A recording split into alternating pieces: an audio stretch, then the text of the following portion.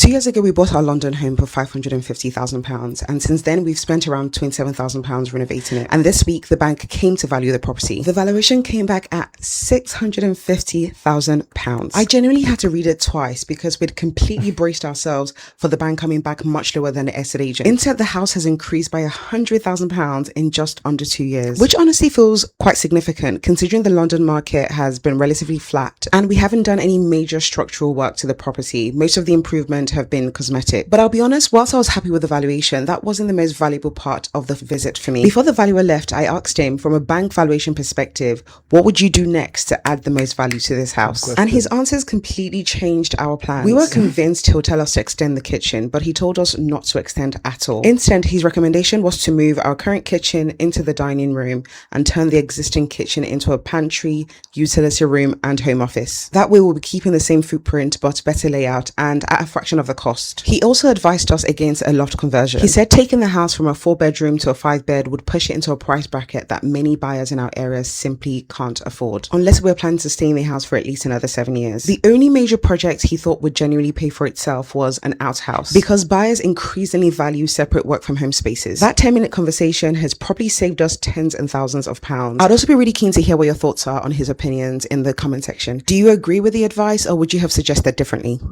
I totally agree with his advice.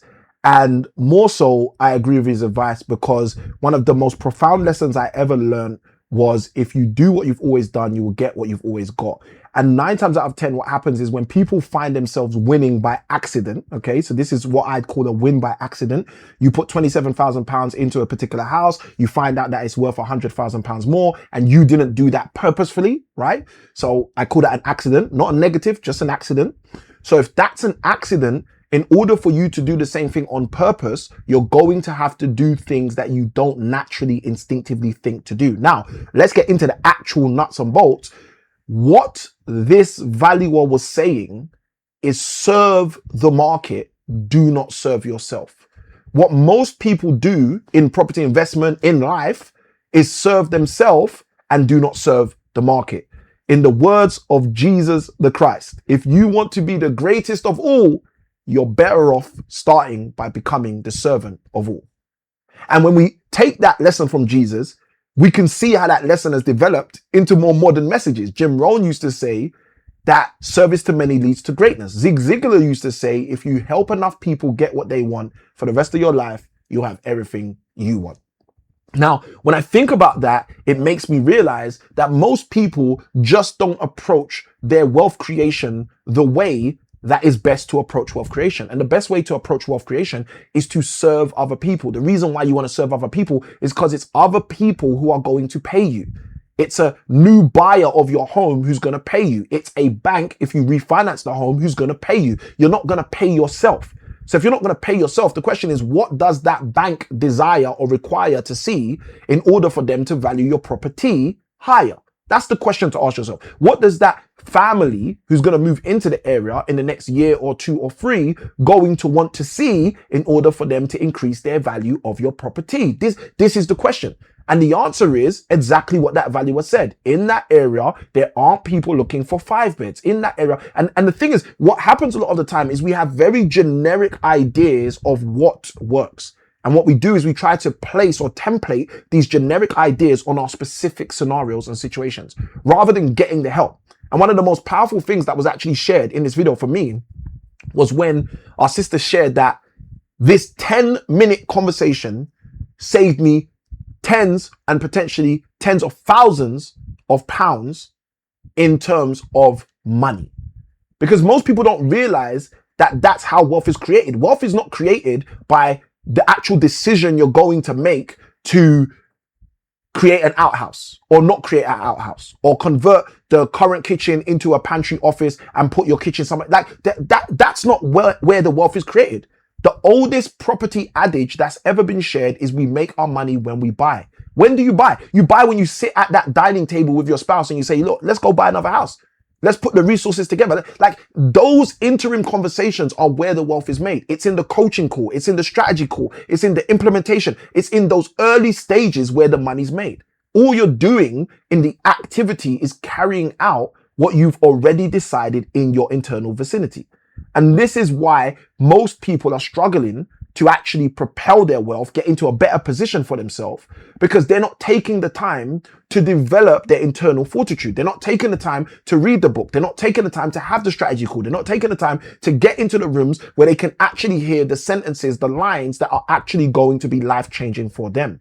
And this is the reason why, if you sometimes in your life take a break, like take a break from the Monday to Friday 9 to 5 work, that is just the hamster wheel of life, keeping you on that churning, repeated cycle. And instead of living in the cycle of similarity and the circle of sameness, why don't you just take some time out and say, okay, what am I attempting to achieve? Like, in simplest language, what's my goal? Now that I'm clear on my goal, how am I going to get there? What's the most convincing way for me to actually get to this goal that I desire, that I require, that I have inside of me, that's causing me to be inspired? What is the most convincing way? And once you get clear on that, guess what you could do? You can start working towards that. What most people do is they go with the flow. And that's okay. That's okay. You can go with the flow if you want, but the tide is going to determine where you go. But if you're someone who says, you know what, hold on a minute, I'm not going to just sink like the Titanic, and I'm not going to go with the flow and end up having to panic. Instead, I'm going to chart my course. And what does charting your course look like? It starts with determining the destination you desire to get to. And the moment you determine that destination, for the, to sake of this content, let's say what is desired is to get that house from a £650,000 valuation to a £750,000 valuation. Okay. So that's an increase of £100,000. Now, obviously, the best way to create that increase is to radically reduce your output financially, because then your return on investment is increased, right? So if you invest another £10,000 and that creates £100,000, that's more valuable than your original £27,000 that created the £100,000. Okay, the £27,000 creating £100,000 is one kind of ROI, but if you invest £10,000 and now create a new £100,000, that's a better ROI. Okay, so how do you do that? Well, you don't do that by doing what everyone else is talking about. Oh, you just need to have another bedroom. Every new bedroom increases the value. No, it doesn't work like that. That's not how it works.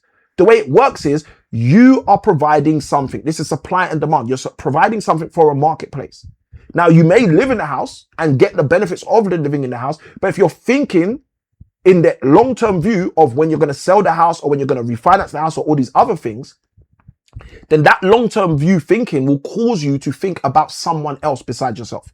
Whether it be your children, next generation who will inherit the house, whether it be the buyer, the person who's going to buy the house from you, whether it be the marketplace or the financial instrument, if you're going to refinance, remortgage, all of those things you take into account and you think about. Now, if you're thinking about those people who you're serving, what happens now is you can serve them at the highest level, because you could think, okay, what do they require? And then you can think, well, what's the most effective way for me to produce those requirements? So I am totally in agreement with the valuer. I totally believe that if in your marketplace, the best thing to add value to that house is actually a rejig of the kitchen, then in your marketplace, that's the key to increase the value in the house. The only thing I would say to you is make sure that you're taking heed to one of the things I talk about all of the time, which is where most people go wrong when they do the strategy called buy, refurbish, refinance, which is slightly different to what you're doing here. But the buy, refurbish, refinance strategy often has people going astray because they don't understand this principle I'm about to share today. And that's the difference between adding value versus restoring value.